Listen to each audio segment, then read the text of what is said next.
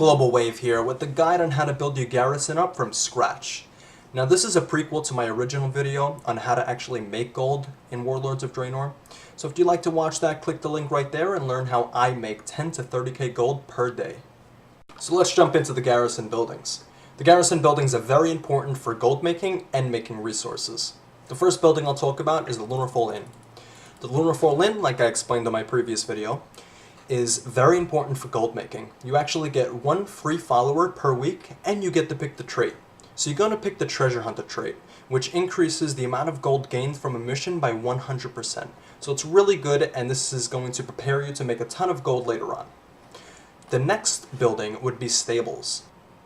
So as you can see, the stables offers daily quests. These dailies reward you with 20 garrison resources each. So you have a total of 6 dailies and 20 resources for each quest. Now, this is going to require you to travel around Draenor and either capture beasts by taming them, or by hopping on one of these cool mounts over here and actually killing them. So you'll have to kill each one and complete each quest, and you'll be able to hand them in and get the reward from those quests. So another building I use is the Salvage Yard. After completing a mission in your garrison, you have a chance of getting a bag of salvage goods or a crate of salvage goods if your Salvage Yard is level 3.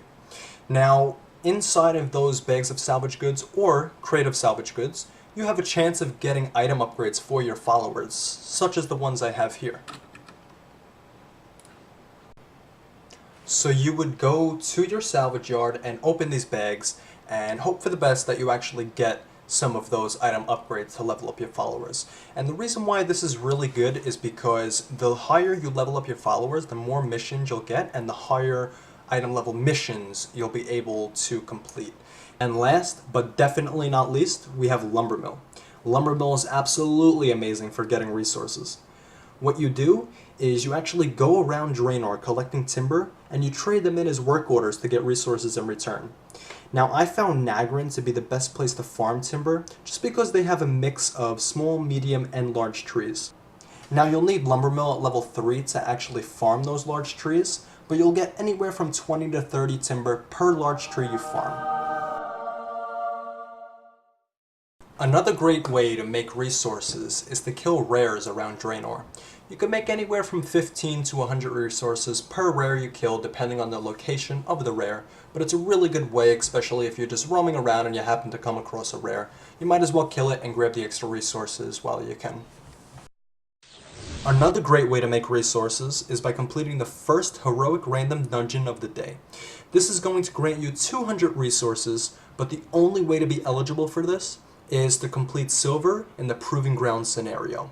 So you would actually queue up in your garrison for the scenario, and you would have to complete bronze, then silver. Once you complete silver, you'll be able to queue up for the random heroic dungeon. So that's exactly what I did to get my garrison to where it is now. Be sure to watch my other video on how to make 10 to 30k gold per day from your garrison.